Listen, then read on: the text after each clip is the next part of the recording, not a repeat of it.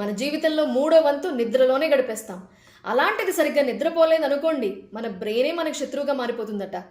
Tensions, చిరాగ్గా ఉండటం, anxiety, depression, extreme mood swings, వీటిల్లో ఏదైనా మీకుందా?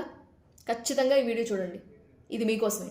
మనం నిద్రపోతాం కదా, అందులో 2 స్టేజెస్ ఉంటాయట. ఒకటి NREM, non rapid eye movement. రెండోది REM, ర్యాపిడ్ ఐ మూమెంట్ ఉండే స్టేజ్. ఈ REM టైంలోనే మన బ్రెయిన్ మన ఎమోషన్స్ అన్నిటిని ప్రాసెస్ చేసి కలలుగా మారుస్తుందట. మన నిద్రలో ఈ స్టేజ్ కానీ తగ్గిందా, ఇక మనం ఎమోషన్స్ని బ్యాలెన్స్ చేయలేమట. దానికి కారణం ఏంటో తెలుసా? మన బాడీలో ఒక సర్కేడియన్ రిథమ్ ఉంటుంది. దీన్నే బయలాజికల్ క్లాక్ అంటారట. ఇది ఎలా పనిచేస్తుందంటే, రోజుకి మనకి 24 గంటలు ఉన్నాయా, దీన్ని అది ఎలా డివైడ్ చేసుకుంటుందంటే వేక్ అండ్ స్లీప్, మెలకుగా ఉండే టైం, అలానే నిద్రపోయే టైం. ఇది మన బాడీ టెంపరేచర్ని, అలానే హార్మోన్స్ని నియంత్రిస్తుంది. ఇదంతా కూడా బ్రెయినే ఆపరేట్ చేస్తుంటుంది. మన బ్రెయిన్ దేని మీద డిపెండ్ అయ్యింది, లేదా ఈ బయలాజికల్ క్లాక్ దేని మీద డిపెండ్ అయి పనిచేస్తుందో తెలుసా?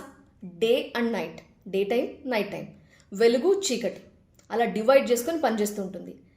సో మనము నైట్ టైం పడుకోవాలి బయలాజికల్ క్లాక్ ప్రకారం. అలా కాకుండా నేను నైట్ పనిచేస్తా, రోజంతా పడుకుంటా, పగలు పడుకుంటా అని అనుకున్నారనుకోండి, సో మీరు బయలాజికల్ క్లాక్కి విరుద్ధంగా పనిచేస్తున్నారు. ఇది మీ నిద్రని ఎఫెక్ట్ చేస్తుంది. బయలాజికల్ క్లాక్ని కనుక డిస్టర్బ్ చేశారనుకోండి, hormonal imbalance, stress, mental health దెబ్బతింటుంది. ఒబెసిటీ, డయాబెటీస్ కూడా వచ్చే ఛాన్సెస్ ఉన్నాయట, సైంటిఫిక్ స్టడీస్ చెప్తున్నాయి. కొన్ని లైఫ్ స్టైల్ కారణాలు కూడా ఉన్నాయి. నైట్ టైము లైట్ల కింద ఉండడం, నైట్ షిఫ్టుల్లో పనిచేయడం, ఒక్కో రోజు ఒక్కో టైం పడుకోవడం, ఇంకా ఆల్కహాల్ తీసుకోవడం, కాఫీలు తాగడం నైట్ టైం, ఇవి కూడా మన నిద్రని ఎఫెక్ట్ చేస్తాయి. మరి దీనికి సొల్యూషన్ ఏంటి? నేను చెప్పాలా? మీకే తెలుసు కదా. సరైన టైంకి పడుకోవటం, నైట్ టైం గ్యాడ్జెట్స్ తక్కువగా చూడడం, స్క్రీన్ టైంని తగ్గించడం. ఇంకా నైట్ షిఫ్ట్లో ఉండే వాళ్ళ సంగతి అయితే, ఇప్పటికే మీకు హెల్త్ ఇష్యూస్ స్టార్ట్ అయిపోతే ఇంకా ఆప్షన్ లేదు, మీ ఇన్ఛార్జ్ దగ్గరికి వెళ్ళి షిఫ్ట్ దయచేసి మార్చండి అని అడుక్కోవటమే. ఎందుకంటే మన జీవితంలో ఇప్పటికే చాలా టెన్షన్లు, చాలా బాధలు, వాటికి తోడు ఇవి కూడా తెచ్చుకుంటాం ఏంటి?